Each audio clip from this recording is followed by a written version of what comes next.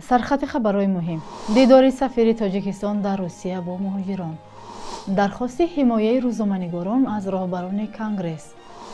و در حمله به سربازان در پاکستان چندین کس کشته و زخمی شدند.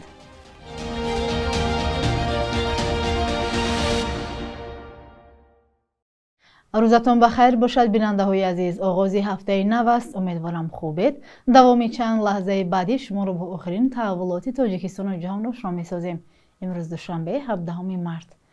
در پس منظر اخراج و بازداشت مهاجران تاجیک در فرودگاه‌های روسیه، سفیر تاجیکستان در این کشور دولتشاه گل محمدزاده با مهاجران واخورده است.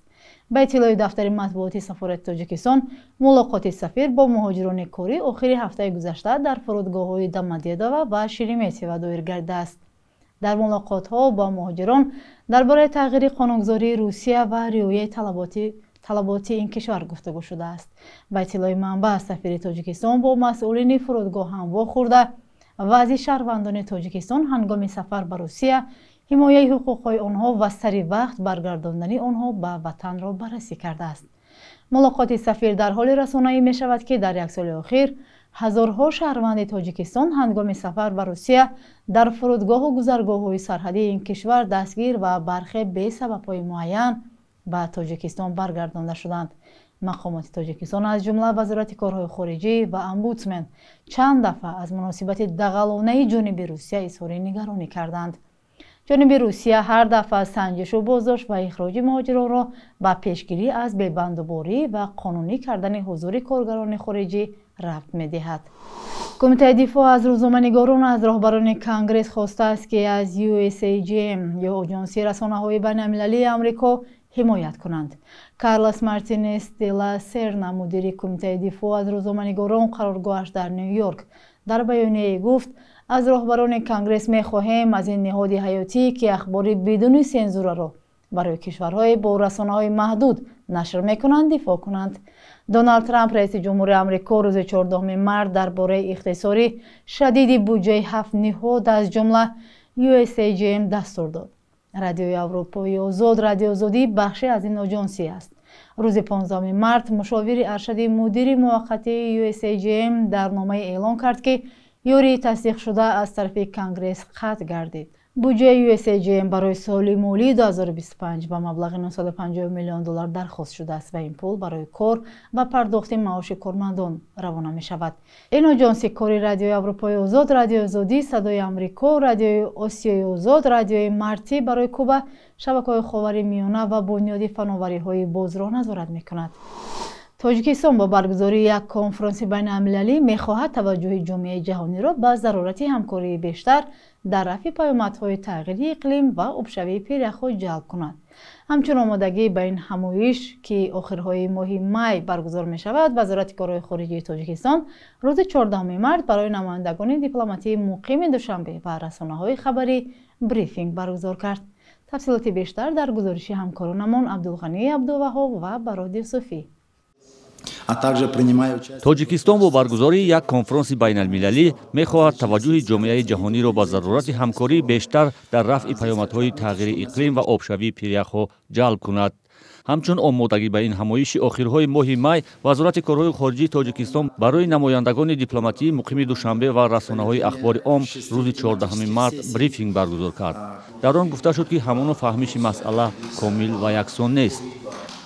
Также показана взаимосвязь таяния ледников с последствиями изменения климата. همچنین می‌خواهیم ارتباط آبشوی پیریخ‌ها با پیامدهای تغییرات اقلیم و گرمشوی سراسری را نشان دهیم. بعداً به برگزاری تحقیقات وسیع‌تر علمی و مانیتورینگ روند آبشوی پیریخ‌ها مساعدت کنیم، زیرا امروز سوال‌هایی هستند اختلاف‌های در فهمیش روند آبشوی پیریخ‌ها وجود دارند. عالمانی هستند که میگویند این روند معیار مقرری است و در وقتی نچندان دور این همه معتدل می‌گردد. همچنین دانشمندان هستند که پیشگویی‌های ناامید کننده دارند.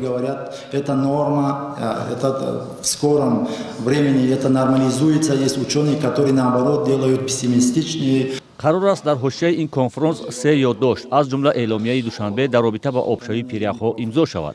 коршиноси мустақил Мирҳусайн Назриев бар ин аст ки аз ҳар конфронси байналмилалӣ чизи мусбате дарёфт кардан мумкин аст ба шарти он ки хулосаҳои он натиҷаҳои амалӣ диҳанд. ин проблеми ҳизби масалан пиряхҳо ва умуман проблеми тамин кардани оби ошомидонӣ дар кӯдаи заин ба яке проблемаҳои рақами як табдил ёфтааст. гумон мекунам ки шояд ки ҷанбаи иқтисодии ҳамин масъалаи ҳамин обе ки дар Тоҷикистон ҳаст дар ин конферансҳо мавриди омӯзиши мавриди баҳс қарор гардид. конфронси байналмилалии ҳифзи пиряхҳо дар шаҳри Душанбе 4 рӯз аз 29 то 31 моҳи май идома карда барои ширкат дар он бештар аз 400 кишвар даъватнома фиристода шудааст. паёмадҳои тағйири иқлим барои Тоҷикистон низ яке аз масъалаҳои дарднок ба шумор меравад, зеро солҳои ахир пиряхҳои ин кишвари кӯҳистонӣ бо суръат об мешаванд. мақомот инро як мушкили ҷиддӣ унвон ва бо ташаббуси ин кишвар Созмони Милали Муттаҳид соли 2025-ро соли байналмилалии ҳифзи пиряхҳо эълон кардааст. президенти Тоҷикистон Эмомалӣ Раҳмон гуфтааст, танҳо дар чанд даҳсолаи охир бештар аз 1000 пирях дар Тоҷикистон аз байн рафта, ҳаҷми умумии пиряхҳои кишвар ба андозаи тақрибан 3-1 баробар кам гардидааст.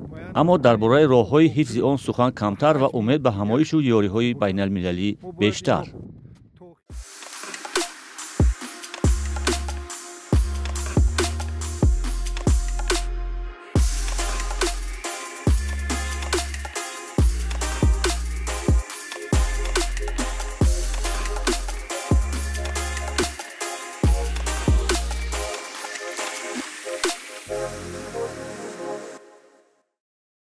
манобеи амнияти дар Квета маркази Балуҷистони Покистон гуфтанд, дар таркише ки дар ҷараёни ҳамлаи ҷангҷӯён рух дод, 11 сарбоз кушта ва 21 тани дигар захмӣ шуданд. ҳамла ба автобуси сарбозон рӯзи 16 март сурат гирифтааст. артиши Покистон гуфт ки билофосила ба ин ҳамла вокуниш нишон дод ва 3 ҷангҷӯро кушт. масъулияти ҳамла ба сарбозонро гурӯҳи ҷудоихоҳӣ бо номи артиши озодибахши Балуч ба ӯҳда гирифтааст. ин гурӯҳ дар изҳороте ки ба расонаҳо фиристодааст иддао кардааст ки дар ҳамла ба корвони автобусҳои артиши Покистон 90 сарбозро кушта ва захмӣ кард. радиои Аврупои озод Радиои Озодӣ иттилои ҳарду ҷонибро дар бораи талафот мустақилона тасдиқ карда наметавонад. иёлоти муттаҳида алайҳи шӯришиёни ҳусӣ зери ҳимояти Эрон дар Яман ҳамлаи густурдаеро анҷом дод. ҳамзамон ба Теҳрон гӯшзад кардааст ки пуштибониро аз ин гурӯҳ фавран бас кунад. амрико шӯришиёни ҳусиро як гурӯҳи террористӣ медонад. ҳамла рӯзи 15 март сурат гирифт. қабл аз он Доналд Трамп раиси ҷумҳури амрико ҳушдор дода буд ки агар ҳусиҳо ҳамларо ба киштиҳои иёлоти муттаҳида ва мушакпарониро ба хоки Исроил хотима надиҳанд, дузах бар сарашон чапа хоҳад шуд. Трамп ҳамчунин ба Эрон ҳушдор дод ки агар ба ҳимоят аз ҳусиҳо поён надиҳад, амрико Теҳронро комилан ҷавобгар медонад ва ҳеҷ нармише нисбат ба он нишон нахоҳад дод. хабаргузории Reuters аз қабли сокини маҳаллӣ Абдуллоҳ Яҳьё навишт ки таркишҳо шадид буданд ва маҳалларо мисли заминларза такон доданд. мақомҳои ҳусӣ гуфтанд ки ҳадди ақал 12 ғайринизомӣ кушта ва 9 ғайринизомӣ захмӣ шуданд. ин иддаоро мустақилона тасдиқ кардан имконпазир нест. бахши як рӯзи таърих аз муҳимтарин таҳаввулоти таърихӣ барои имрӯз хабар медиҳад.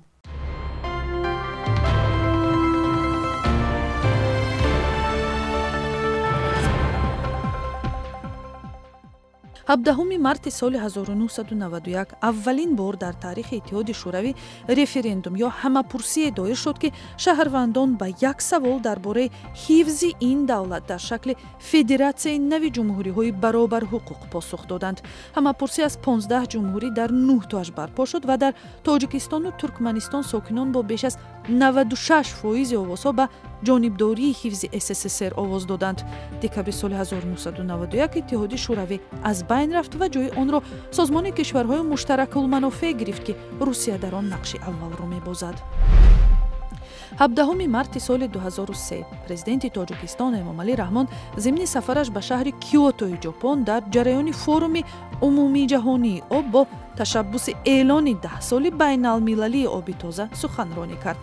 این تشبس دستگیری یافت و سازمان ملل متحد از سال 2005 تا 2015 به خاطر بالا بردن آگاهی از خطرهای کمبود آب در سیاره 10 ساله آبی تازه را برپا کرد. تاجیکستان در سرگاه ذخیره‌های آب آسیای مرکزی جایگیر است، ولی کمبود آب آشامیدنی از چالش‌های جدی این کشور باقی می‌ماند.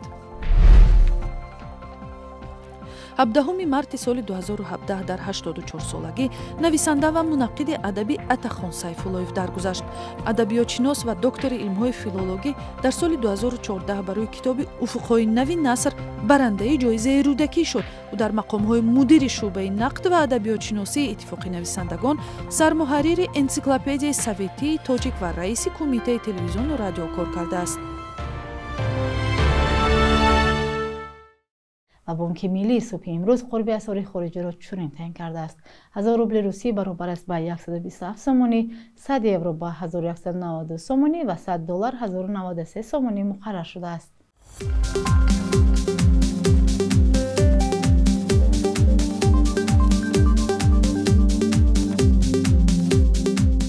بینندگان عزیز، سپاس که ما را تا این لحظه همراهی کردید. تا فردا در همین وقت و ساعت خدا نگهدار.